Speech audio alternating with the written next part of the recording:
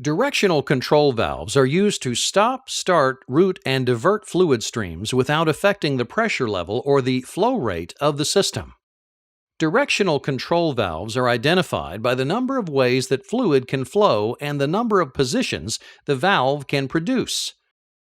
A way refers to the number of active porting connections, called ports. This valve has 3 ports, so it is a 3-way valve. The term position refers to the number of discrete operating positions of the internal valve element. For this spool valve, one position allows fluid to flow from the inlet to port A, and a second position allows fluid to flow from the inlet to port B. Therefore, this is a 2-position valve. This spool valve has 2 ports and 2 positions.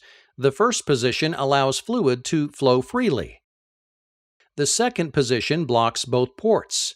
Even though both ports aren't physically blocked, the lack of fluid entering the pressure port also prevents fluid from exiting outlet port A. Therefore, both ports are defined as blocked, making it a 2-way, 2-position valve. To simplify fluid system drawings and schematics, all valves can be represented graphically. Boxes, sometimes called envelopes, are used to indicate the number of valve positions. Since this is a 2-position valve, its graphic representation has 2 adjacent boxes.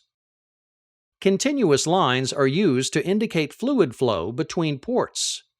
For complex valves, the ports may also be labeled. The input port is typically labeled P for pressure. Outlet ports are typically given alpha characters starting with A. Other times, the letter stands for the destination of the fluid. For instance, the letter T would indicate a port that is connected to a tank. This is a fairly simple valve, so port labels are not required. A solid arrow indicates the direction of liquid flow. The first position of this valve allows fluid to flow from the pressure port to port A, so an arrow is drawn in the first box to indicate fluid flow. A T indicates that a port, or way, is blocked or closed. This valve's first position has no ports blocked, but its second position blocks both. The second box corresponds to the second position of the valve.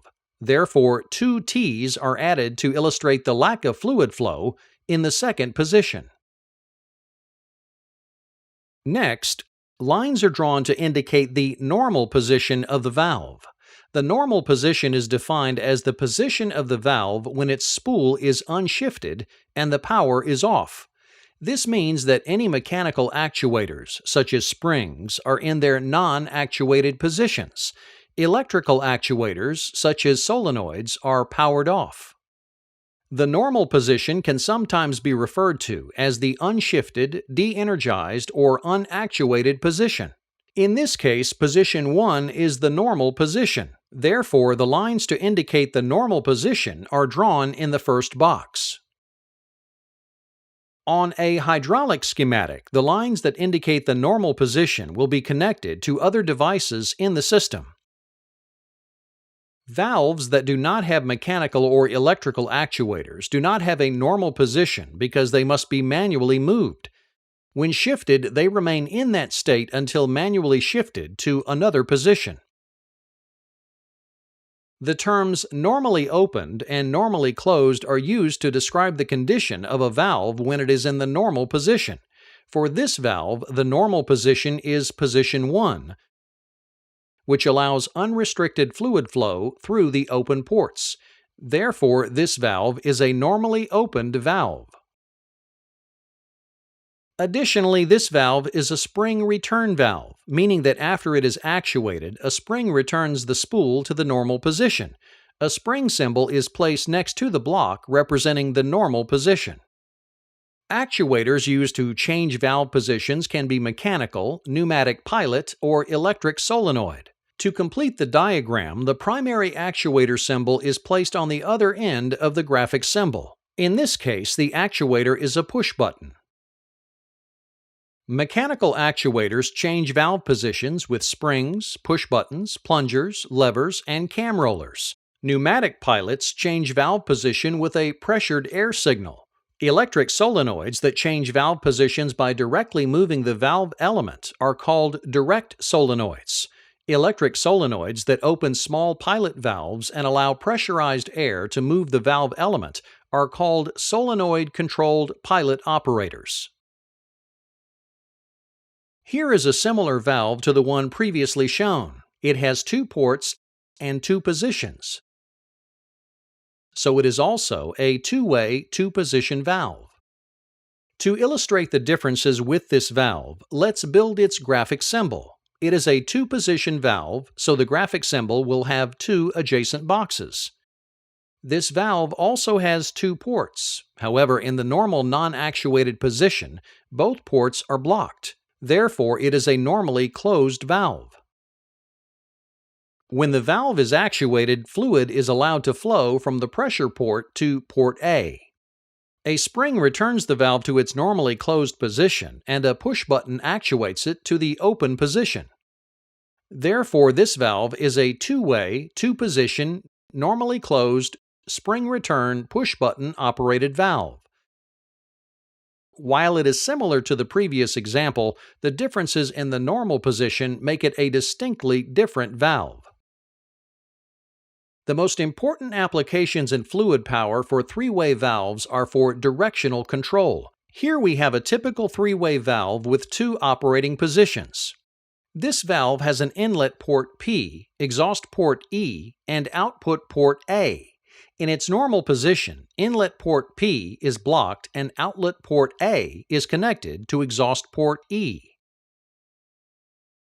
The second position allows fluid to flow from the pressure port P to outlet port A and blocks exhaust port E.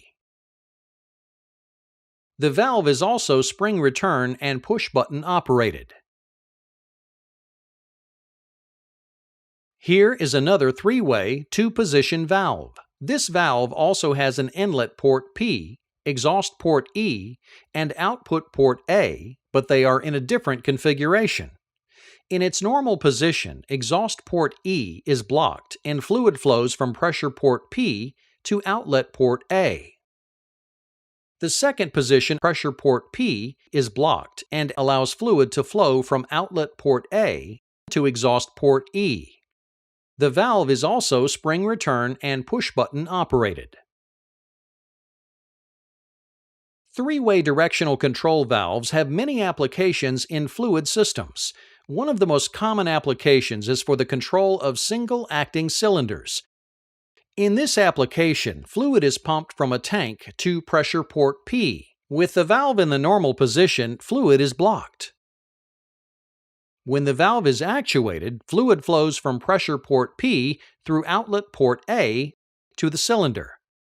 The cylinder extends and remains extended until the valve changes positions. When the valve de-energizes, the spool returns to position 1, pressure port P is blocked, and exhaust port E is opened. The cylinder retracts and fluid flows from the cylinder through port A and out exhaust port E.